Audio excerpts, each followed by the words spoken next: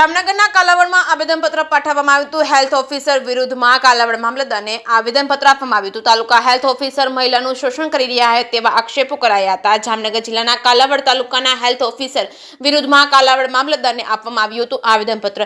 યુવા સંગઠન self development સંસ્થા દ્વારા ડોક્ટર અલ્તાફભાઈ વિરુદ્ધ આપવામાં આવ્યું હતું આવેદનપત્ર। તાલુકા હેલ્થ ઓફિસર મહિલા કર્મચારીનું શારીરિક શોષણ કરતા હોવાના લગાવ્યા આરોપ।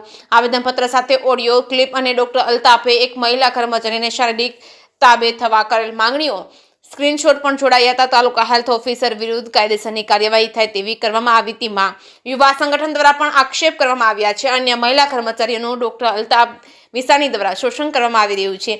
કાલાવડ આંગણવાડી તેમજ આશા વર્કર સહિતની અનેક મહિલાઓનું પણ હેલ્થ ઓફિસર દ્વારા માનસિક અને શારીરિક ત્રાસ આપતા હોવાનો પણ આક્ષેપ કરવામાં આવ્યો છે। મીડિયા દ્વારા હેલ્થ ઓફિસરનો સંપર્ક કરતા તે કંઈ ન બોલવા જણાવ્યું હતું। એક તરફ સરકાર મહિલા સુરક્ષાની વાતો કરે છે તો કાલાવડના તાલુકા હેલ્થ ઓફિસર મહિલાનું શોષણ કરી રહ્યા તેવો આક્ષેપો કર્યા છે। સરકાર આવા અધિકારી વિરુદ્ધ શું પગલાં લેશે તે જોવાનું રહ્યું। જે કેસની ગુજરાતી સાથે હર્ષલ ખંડેરિયા, જામનગર। 12 ડિસેમ્બર 2024 કાલાવડ તાલુકા શ્રી મામલતદાર સાહેબને અમે આજે આવેદનપત્ર આપી અને રજૂઆત કરેલી છે કે ડૉક્ટર અલ્તાફ કે જે શારીરિક શોષણમાં જે કોઈ છોકરી પીડિતા છે એમની યારે સંડોવાયેલો હોય અને અવારનવાર ઘણી બધી છોકરીઓને હેરાનગતિ નોકરીની અંદર કરવામાં આવતી હોય, બરાબર છે કે કોઈ પણ છોકરીને એવી હેરાનગતિ આપે કે ભાઈ વાં નોકરી ઉપર જવા દે, ફલાણું જગ્યાએ મારે આ જોશે, ફલાણું એવી માંગણી કરી, બરાબર, અને પીડિતાને અવારનવાર હેરાન કરેલી છે અને એની અરે ચેટમાં વાત જે કરેલી છે અને ઓડિયો ક્લિપ જે આપેલી છે એ મામલતદાર સાહેબને રજૂઆત સાથે અમે લેખિતમાં અને પુરાવા આપેલા છે, બરાબર છે। જો આગામી ધોરણની અંદર જે ડૉક્ટર અલ્તાફ છે એમની સામે જો કડકમાં કડક કાર્યવાહી કરવામાં નહીં આવે તો આજે એસડીવાય અમારું ગ્રુપ છે, અમે દાવા સાથે કહીએ છીએ કે અમે ઉગ્ર આંદોલન અને ઉપવાસ આંદોલન ઉપર બેસવાના છીએ, બરાબર છે। અને આની પૂરેપૂરી સંપૂર્ણ જવાબદારી છે ને સરકારની રહેશે, બરાબર છે। અને કદાચ ને ત્યાં કોઈ પણ જાતની સમસ્યા ઊભી થશે તો એની જવાબદારી સરકાર રહેશે, બરાબર। આજ રોજ એસડીવાયએફ ગ્રુપ દ્વારા કાલાવડ થકી મામલતદાર સાહેબને અમે આવેદનપત્ર આપેલું છે।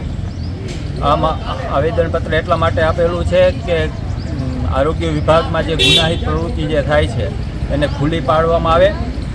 અમારને જાણકારી મળ્યા મુજબ કે આરોગ્ય ખાતામાં સેક્સ રેકેટ જેવું ઘણું કૃત્ય ચાલુ છે અને એનો પર્દાફાશ કરવા માટે અમે પેન ડ્રાઈવમાં ઓડિયો રેકોર્ડિંગ અને વોટ્સઅપની ચેટ મામલતદાર સાહેબશ્રીને આપેલી છે અને આવેદનપત્ર આપેલું છે। જેમ કે નાના કર્મચારી, આશા વર્કર છે, આંગણવાડી વર્કર છે, આ બધા જે નાના જે હંગામી ધોરણે સરકાર જેને રક્ષણ આપતી નથી જે કર્મચારીઓને, એને અમે રક્ષણ આપવા માટે અમારે આખા ગ્રુપની સંસ્થા જે ચાલુ છે।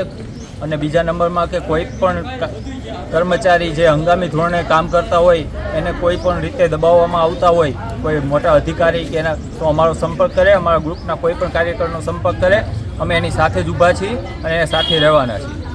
અમે એસડીએફ ગ્રુપ દ્વારા આજે મામલતદારશ્રીને આવેદનપત્ર દેવા આવ્યા હતા કે અત્યારે આપણે કાલાવડમાં તમામ આશા વર્કર બહેનો છે, પછી જેમ કે જે આંગણવાડીમાં કામ કરે છે તો એક ડૉક્ટર છે અલ્તાફભાઈ, તે તેના પર શારીરિક શોષણ કરે છે તેવું અમારા કાર્યકરોને જાણ થઈ હતી, માનસિક ત્રાસ તે અમારા કાર્યકરોને જાણ થઈ હતી।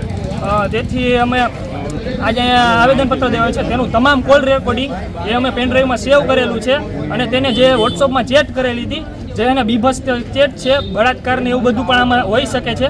અત્યારે આપણે જોઈ છીએ કે ગુજરાતમાં વારંવાર બળાત્કાર બને છે છતાં પણ સરકાર કોઈ કાર્યવાહી કરતી નથી અને આવડા મોટા મોટા જે આ હોદ્દા લઈને બેઠા છે જે ડૉક્ટરો એ આવી રીતે કૃત્ય કરે તો એ ક્યાંક ને ક્યાંક આપણે કાલાવડને